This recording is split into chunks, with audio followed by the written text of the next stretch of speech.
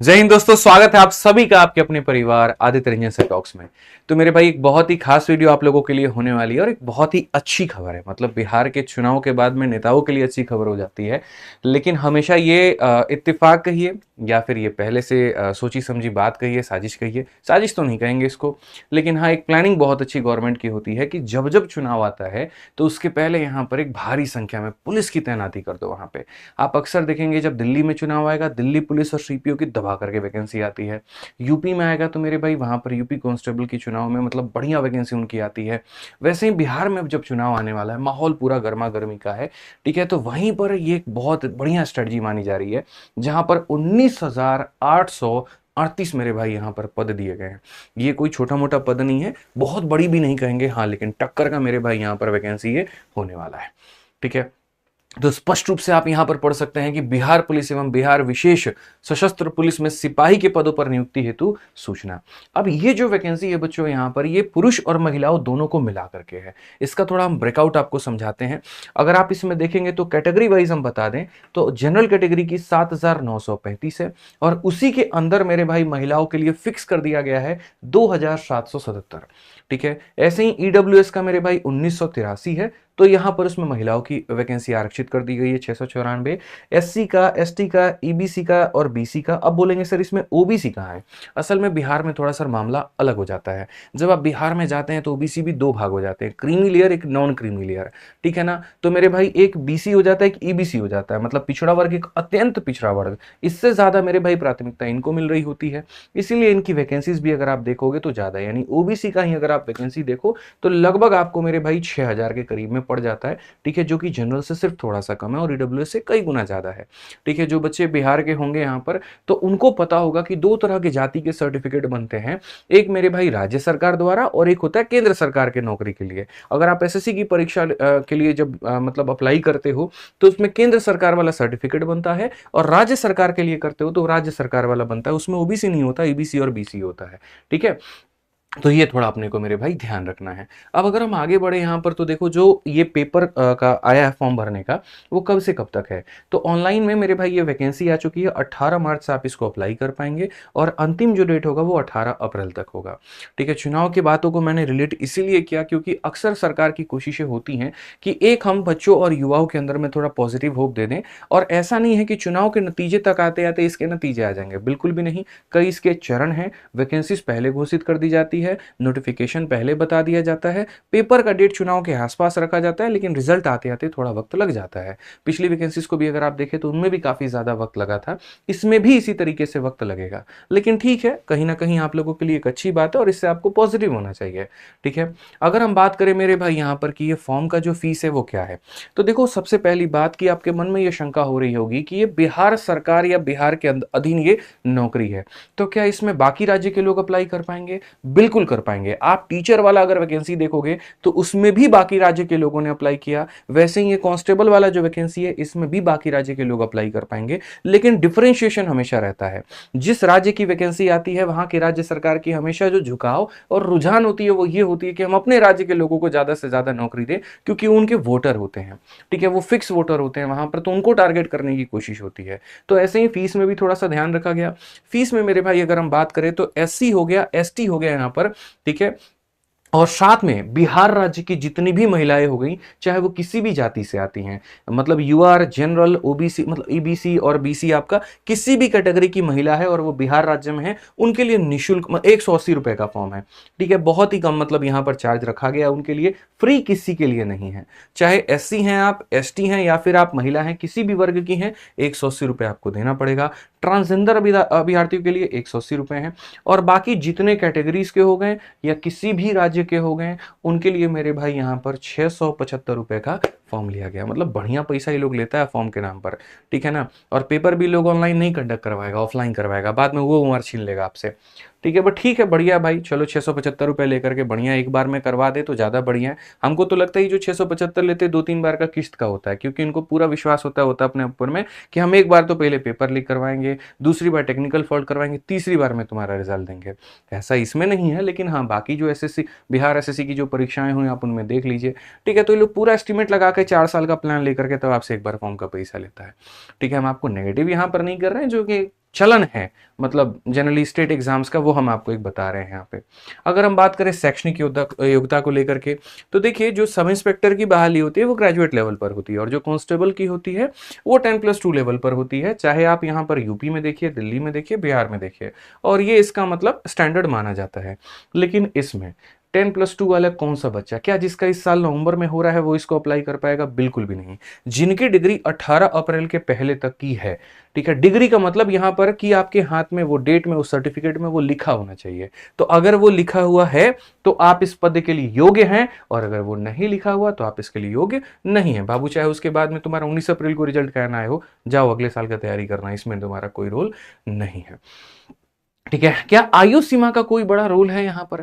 क्या मैं इसको अप्लाई कर सकता हूं? ठीक है, क्या आदित्य रंजन इसको अप्लाई कर सकते हैं? बिल्कुल भी नहीं कर सकते, इस बात को समझने की आवश्यकता है। यूआर वाले जो है मेरे भाई, उनकी उम्र 18 से 25 होनी चाहिए। ईडब्ल्यूएस वाले मेरे भाई 18 से 25 वाले होने चाहिए भाई यहाँ पर। एससी वाले जो है वो 18 से 30 के बीच में होने चाहिए। एसटी का मेरे भाई यहाँ पर 18 से 30 का होना चाहिए। ईबीसी यानी अत्यंत पिछड़ा 18 से 27 मेल, और फीमेल 18 से 28 है। ठीक है, बीसी का मेरे भाई 18 से 27 हो गया, इस तरीके से करके। अब बात यहाँ पर यह आती है कि सर ये जो डेट है, ये जो डेट है ना सर, यहां पर वो कौन सा डेट कंसीडर करेंगे? तो मार्कशीट के लिए मेरे भाई 18 अप्रैल का डेट कंसीडर किया जाएगा, और उम्र के लिए मेरे भाई 1 अगस्त 2025। गौर से देखिए, कोई टाइपिंग मिस्टेक नहीं है, 2024 नहीं 2025 है। इस तारीख तक आपका यहां पर मैक्सिमम इतना एज होना चाहिए। अगर इसके बाद मेरे भाई मान लीजिए आपका एज बढ़ रहा है तो आप अप्लाई नहीं कर पाएंगे, ध्यान रखिए। ठीक है, इस तारीख तक आप इस एज ग्रुप में आने चाहिए, बस इतना समझ लीजिए। ठीक है, उससे पहले भी हुआ तो भी नहीं भर सकते, उसके बाद का हुआ तो भी नहीं भर सकते, इस बात को ध्यान रखिए आप। ठीक है, अब यहां पर बोलोगे सर सिलेबस पहले बताए नहीं, शारीरिक मापदंड पहले बता दिए।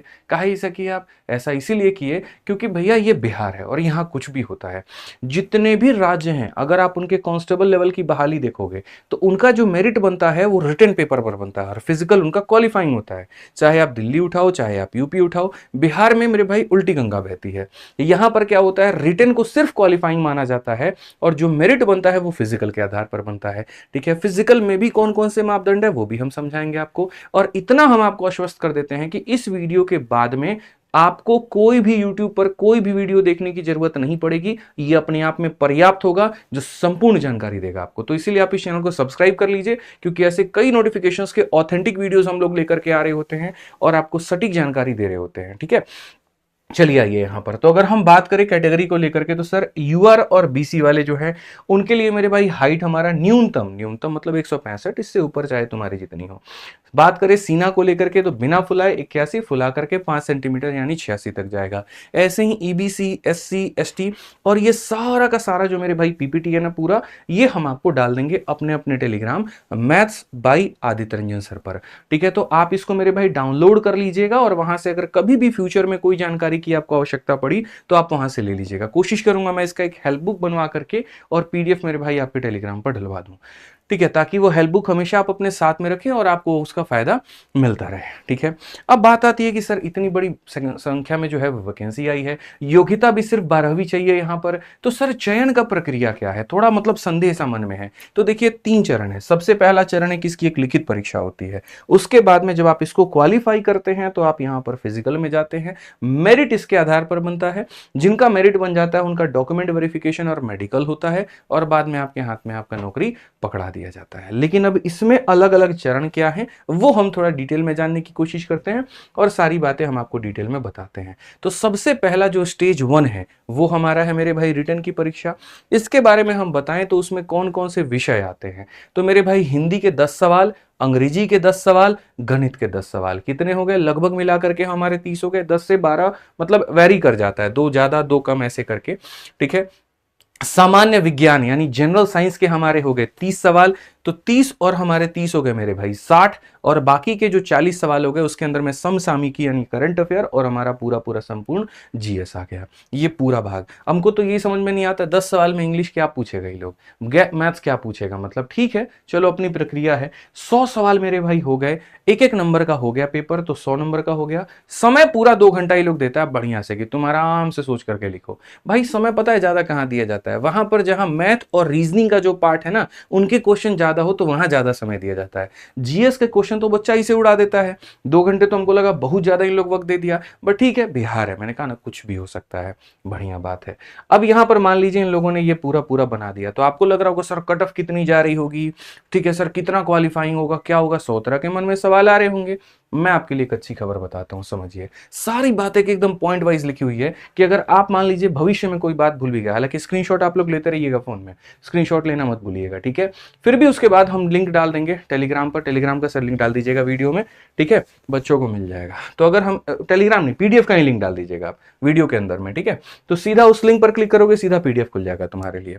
तो अगर हम बात करें तो पहले ये पेपर के बारे में समझो, ये जो पेपर आप देने जाते हो, किसी को अगर कंप्यूटर की जानकारी नहीं है तो क्या वो पेपर दे पाएगा? बिल्कुल दे पाएगा, क्योंकि ये पेपर मेरे भाई वो ऑफलाइन होता है और ओएमआर पर होता है, गोला भरना होता है, इसीलिए वो 2 घंटा का समय दिया गया है। अगर ये ऑनलाइन होता तो शायद ये 2 घंटे का समय नहीं होता, क्योंकि ओएमआर भरने में टाइम लगता है, ठीक। उसके बाद अगर हम बात करें तो लिखित परीक्षा में 30% से कम अंक प्राप्त करने वाले अभ्यर्थियों की शारीरिक दक्षता परीक्षा के लिए असफल घोषित कर दिया जाएगा। मतलब ऐसे मान करके चलो तुम्हारा पेपर नहीं चेक करेंगे, 30% से कम नंबर लाए तुम्हारा कोई मतलब नहीं बनता है। इससे ऊपर अगर लेकर के आ रहे हो तो कंसीडर करेंगे तुमको फिजिकल में बुलाने के लिए, लेकिन क्या 30% से ज्यादा नंबर लाने पर फिजिकल में बुला लिया जाएगा? नहीं।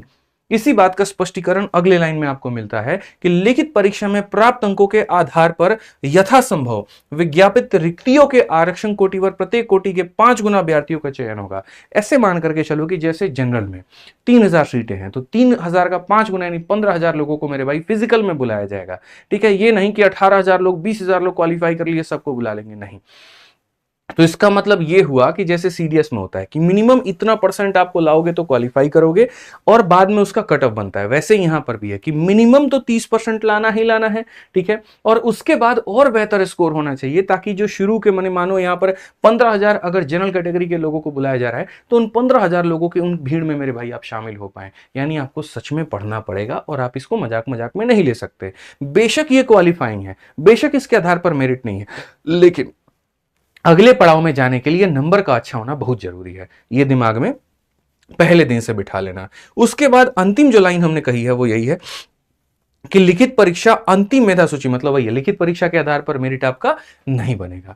अब बात आती है सर आपने तो 3 भाग कहे थे सिलेक्शन के, फिर से रिपीट कराता हूं कौन कौन से। पहले लिखित परीक्षा दोगे, पता चल गया कौन कौन सा सब्जेक्ट आता है, कितने नंबर का होता है। ऑफलाइन ये पेपर होता है 2 घंटे का पूरा 100 नंबर का है, मिनिमम 30% लेकर के आना है। क्वालिफाई करेंगे तो हम कहां ड्रॉप आउट हो जाएंगे, इसमें जाएंगे। वैकेंसी का कितना गुना लेगा, 5 गुना लेगा। अब इसमें पहुंचो, मेरिट इस पर बनता है, लेकिन इसमें मेरिट कितने आधार पर बनता है? 3 आधार पे। पहला हो गया दौड़, दूसरा हो गया कूद और तीसरा हो गया मेरे भाई यहां पर गोला फेंकना।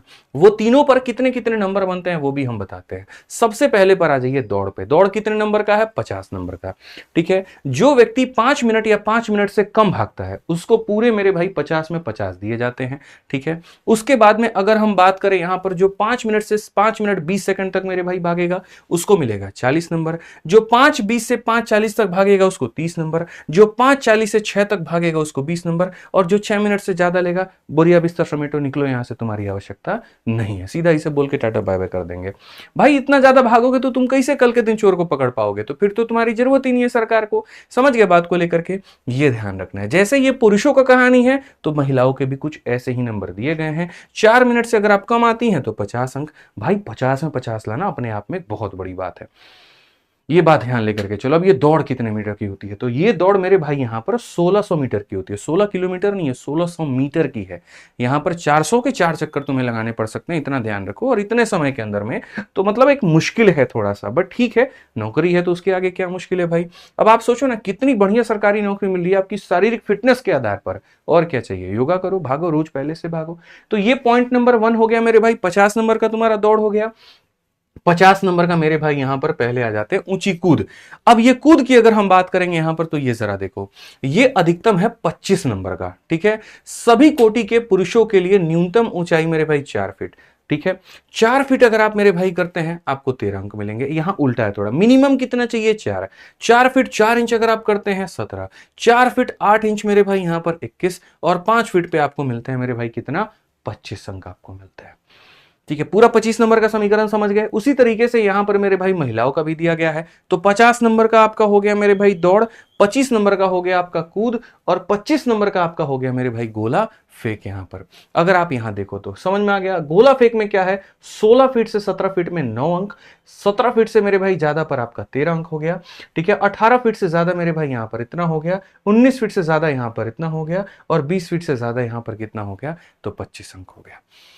यानी ये पूरे पूरे 25 नंबर यहां से 100 नंबर आपका पूरा हो गया। अब इसी 100 नंबर के आधार पर भैया आपकी बनेगी मेरिट, और इसी मेरिट के आधार पर बाद में आपको सीधा सीधा डॉक्यूमेंट वेरिफिकेशन और मेडिकल के लिए बुलाया जाएगा, और आपके हाथ में आपकी सरकारी नौकरी प्यारी सी सौंप दी जाएगी। क्या सिर्फ इतना ही आसान है? नहीं, अभी और भी बातें हैं, वो भी हमें समझने की आवश्यकता है।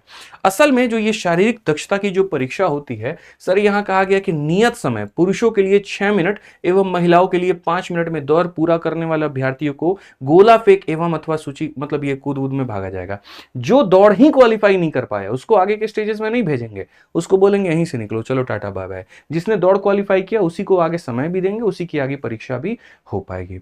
मेधा सूची मतलब मेरिट लिस्ट हो गया। यहां पर इसमें बड़ा आसान कहा गया कि लिखित जो पेपर है वो क्वालिफाइंग है, और जो फिजिकल वाला पेपर है उसी के आधार पर देखो 3 मतलब यहां पर जो आपके भाग हो गए उन्हीं के आधार पर आपका मेरिट जो है मेरे भाई यहां पर बन पाएगा। मेडिकल परीक्षा के बारे में क्या कहा गया है, तो बोला गया नियुक्ति के पूर्व बिहार पुलिस हस्तक 1978 प्रपत्र संख्या 103 के अनुसार सभी चयनित अभ्यर्थियों का चिकित्सा परीक्षण नियुक्ति प्राधिकार द्वारा कराया जाएगा।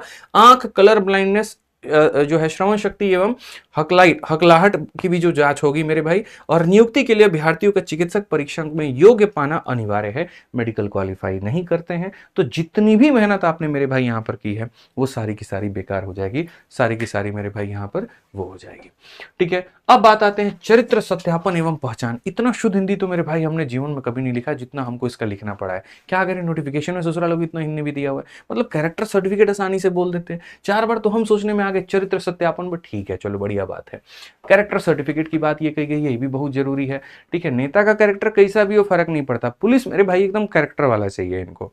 तो यहां पर बात करते हैं अभ्यर्थी का चरित्र सत्यापन एवं पहचान। नियुक्ति प्राधिकार द्वारा नियुक्ति के पूर्व सभी चयनित अभ्यर्थियों का चरित्र सत्यापन बिहार पुलिस हस्तक 1978 प्रपत्र संख्या 101 के अनुसार कराया जाएगा।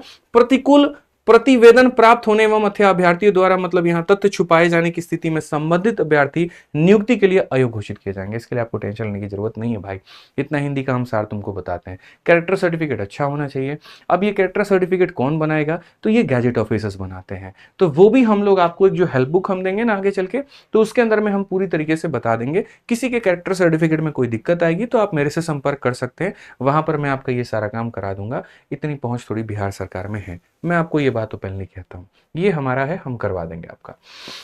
दस्तावेज सत्यापन की अगर हम बात करें तो यहां क्या होगा सर, डॉक्यूमेंट वेरिफिकेशन के समय में ये सारे आपको डॉक्यूमेंट चाहिए कि मतलब बढ़िया आपका फोटो रहे, पहचान पत्र रहे, यहाँ पर जन्म तिथि का प्रमाण पत्र रहे, इंटरमीडिएट चूंकि इसकी मांग रहा है तो इंटरमीडिएट का आपका मेरे भाई यहाँ पर डॉक्यूमेंट हो। आप अगर जाति क्लेम करते हैं कि आप SC से हैं, ST से है, तो उसका प्रॉपर मेरे भाई बिहार सरकार के अंतर्गत में अगर ये आ रहा है तो वो मान्य मेरे भाई डॉक्यूमेंट हो। तो ये सारी चीजें आपके पास में होना बहुत जरूरी है। डिटेल में एक एक बातें कही गई हैं, हिंदी का आपको ज्ञान है, आप इन चीजों को फिर से कह रहा हूं PDF maths by Aditya Ranjan Telegram से जाके डाउनलोड करके बढ़िया तरीके से सारी बातें मेरे भाई पढ़ लीजिएगा। अब बात आती है सर कट ऑफ को लेकर के कि प्री में कितना कट ऑफ गया होगा कि सर यहां पर मेंस में हमारा जाएंगे हम मतलब फिजिकल के लिए जाएंगे, तो इसके लिए निश्चिंत रहिए, हम लोग पूरा बढ़िया से सारी बातें लेकर के आएंगे और एक सेपरेट वीडियो में मेरे भाई सारी बातें हम बताएंगे। फिलहाल अगर हम यहां पर देखें मेरे भाई तो जाति एवं निवास प्रमाण पत्र के लिए दिनांक इतना जो कि हमने कह दिया था 18/4/2025। ठीक है, उसके बाद में यहाँ पर क्रीमी लेयर रहित प्रमाण पत्र के लिए दिनांक कितना मेरे भाई दिया गया है, वही सब सारी चीजें हैं। तो एक बार आप इसको मेरे भाई बढ़िया तरीके से पढ़ लेना। अब हम आपको बताते हैं, समझिए, अगर आपको बिहार पुलिस में मेरे भाई चयन लेना है तो सबसे पहले आपको अपने फिजिकल फिटनेस के ऊपर में काफी ज्यादा काम करना होगा। आपको अपने दौड़, आपको अपने मेरे भाई कूद, आपको अपने गोला फेंकने के ऊपर में बहुत बढ़िया तरीके से वर्कआउट करना पड़ेगा ताकि आप इसमें बहुत बेहतर स्कोर कर पाए। एक बहुत ही बढ़िया मेरे भाई ये नौकरी है। ठीक है, अच्छे लोग इसमें पैसा कमाते कमाते हैं, बढ़िया रिस्पेक्ट भी कमाते हैं। ठीक है, लड़कियों के लिए थोड़ा सा प्रॉब्लमेटिक हो जाता है, लेकिन बेरोजगार होने से तो कुछ रोजगार होना बेहतर है। आप कुछ महीने काम करके उसके बाद आगे बढ़ करके और अच्छी सरकारी नौकरी आप ले सकते हैं। काफ़ी मेरे स्टूडेंट हैं जो सिलेक्टेड हैं इसके अंदर में, और बहुत अच्छा लगता है उनसे मिल करके। बाकी आप लोगों के लिए मैं क्या करूँगा मैं आपको बताता हूँ। एक इसके लिए वीडियो भी प्रॉपर और लेकर के आएंगे जिसमें डिटेल में सारी बातें बताएंगे, और एक बहुत ही शानदार किताब मेरे भाई आपकी आएगी बिहार पुलिस के ऊपर में, जो एकदम सैंपल पेपर होगी 30 सेट का, और जिसके अंदर मैं बढ़िया से पूरे मैं खुद क्वेश्चन सेट करूंगा। वो सारे के सारे एक्सपेक्टेड क्वेश्चन की बहुत आपको मेहनत ना करना पड़े, और थोड़ी मेहनत के अंदर में, मैं फिर से रिपीट करता हूं, थोड़ी सी मेहनत के अंदर में आप मेरे भाई इस पेपर को आप अपना क्वालिफाई कर पाओ। हम आपसे गधों वाली मेहनत नहीं करवाएंगे, स्मार्ट लेवल करवाएंगे, और वहां पर आपके सिलेक्शन होने का पूरा संभावित गारंटी आपको दे करके जाएंगे। लेकिन एक चीज और, ये चैनल सिर्फ और सिर्फ गाइडेंस के लिए बना है। यहाँ जो भी बातें होती हैं बच्चों के हित में होती हैं। ठीक है, इसलिए इस चैनल को अभी से सब्सक्राइब करके रख ले, और वीडियो को लाइक और हर जगह पे शेयर जरूर करें। उम्मीद करते हैं कि सारी जानकारी हम आपको दे चुके होंगे। अगर कहीं पर कोई जानकारी रह गई होगी, आपके मन में कोई सवाल होगा, तो सर वीडियो का कमेंट बॉक्स खुला है, वहां जाकर के कमेंट करिए, दूसरी वीडियो हम आपके लिए तुरंत लेकर के आएंगे। ठीक है, बाकी टेलीग्राम और पीडीएफ का लिंक डिस्क्रिप्शन में है, वहां से जाकर डाउनलोड कर लीजिएगा। मिलेंगे अगली वीडियो में जल्द मुस्कुराहट के साथ में। आज के लिए इतना ही। जय हिंद।